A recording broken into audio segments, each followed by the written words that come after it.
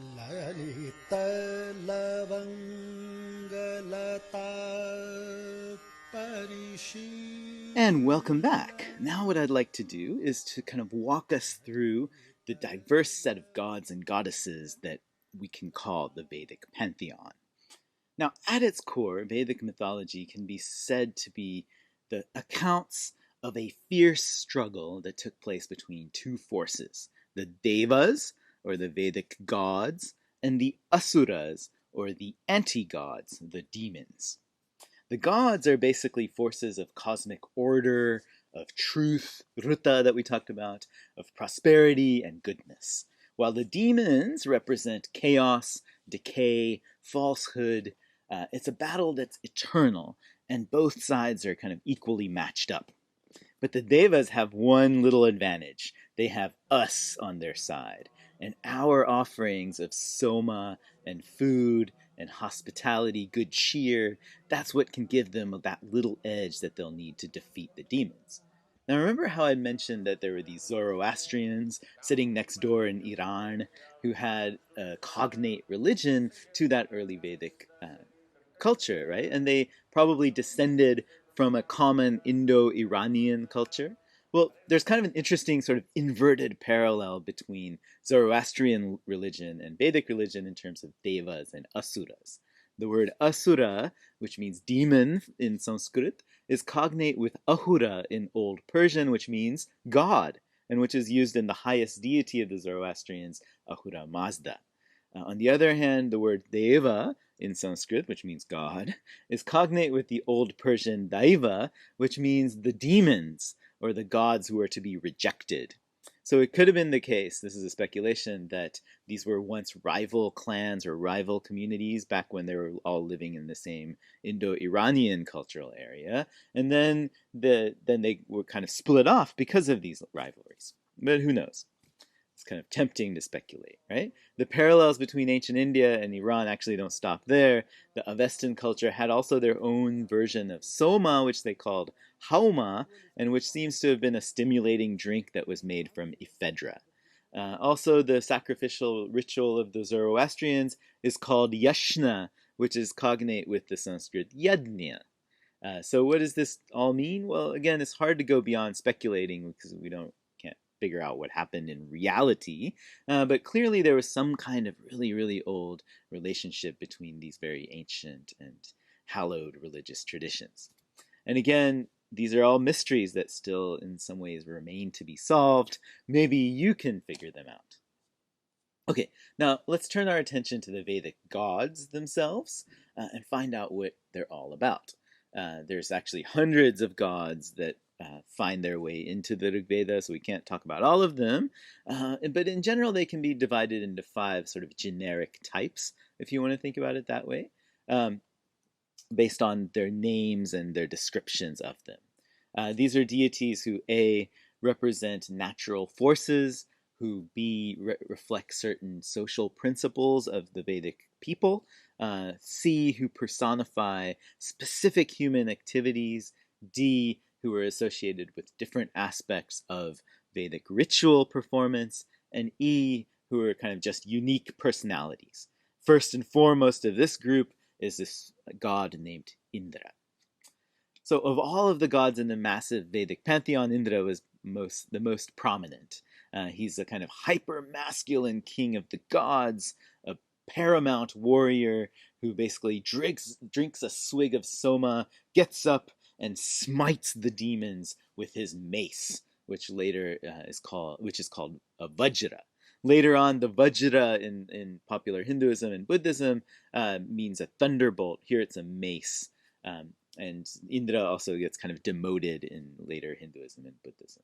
By the way, the pictures that you're going to be seeing in these videos, I should note, are from a much later time period, mostly from the 19th century, actually, very recent. I've put them in there kind of just to entertain you, basically. In the Rig Veda, the verbal depictions of the deities tend to be much different than how these pictures, these images, portray the gods. So don't get fooled into thinking that they look like what the pictures are saying. Actually, the Vedic culture was an aniconic culture, meaning that they didn't make images of the gods or goddesses. in the Vedic period, in the early Vedic period. There's no ancient statues or paintings or friezes or frescoes of the gods until about 200 BC or so. After Indra, the second most popular god in the Rig Veda is Agni, who's both the fire itself and also the god of fire. Agni's manifest in the world is all the different kinds of fires you can encounter. There's the fire in the sacrifice, the fire of the funeral pyre, the fire of the sun. Right? Agni's central role is to be a go-between. He transports food and soma offerings all the way up to gods in heaven, and in the same way, Agni can be a conduit for the gods to come down to us. The third most popular deity in the Rig Veda is Soma. Now, Soma is that mysterious plant we talked about, right, whose juices are squeezed out, filtered, and then mixed with milk to make a kind of stimulating drink. It reminds me of like cold brew coffee. I don't know. But we don't know what the plant was. Some people think it was maybe a kind of mushroom, fly agaric, some other psychedelic. But the best guess, actually, it was a stimulant, maybe actually that ephedra that grows naturally in the Central Asian mountains, and which the old Iranians also had access to and called hauma. Anyhow, the god Soma both represents this physical Soma plant on earth and is also just an abstract god at the same time. He and Agni are the only deities actually to be physically present during a Vedic ritual, and they are the only ones who ever interact with humans during a normal performance of a ritual.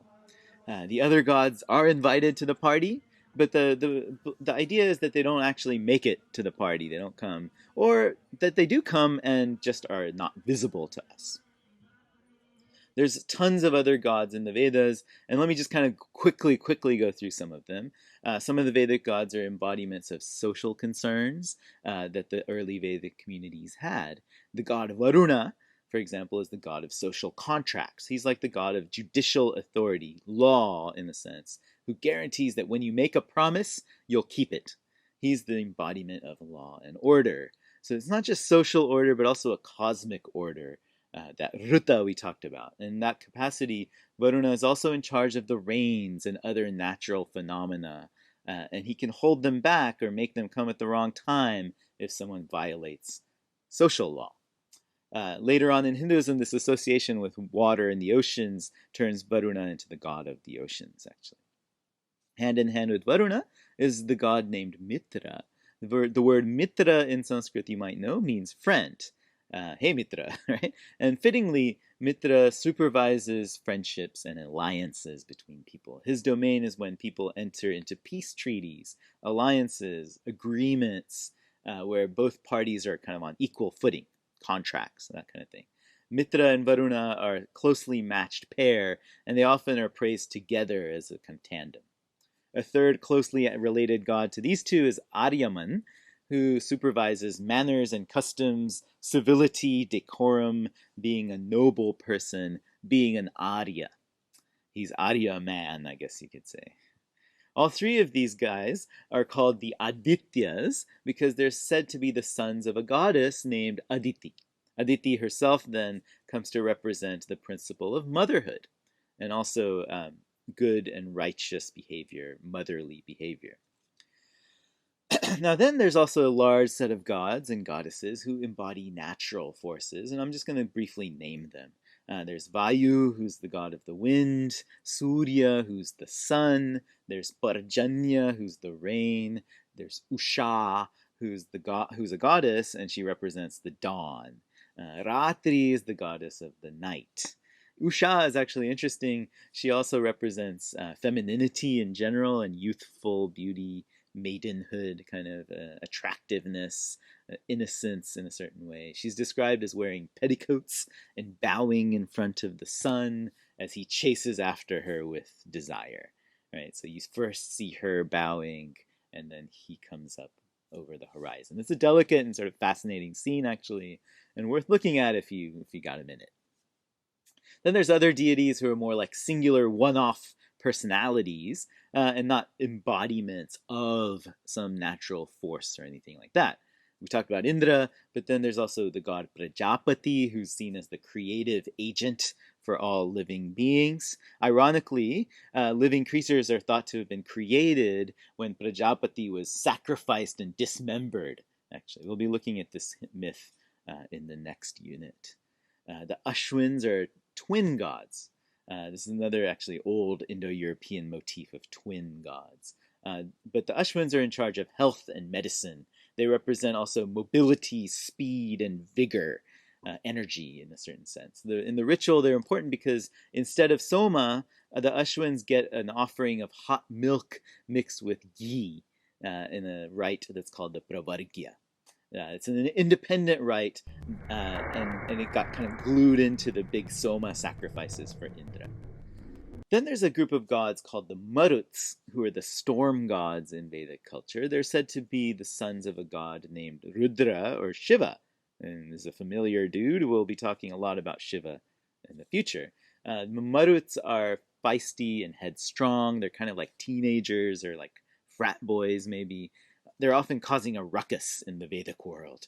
In some situations, they act as kind of a gang or a posse for Indra, and they tag along with Indra in his battles against various demons.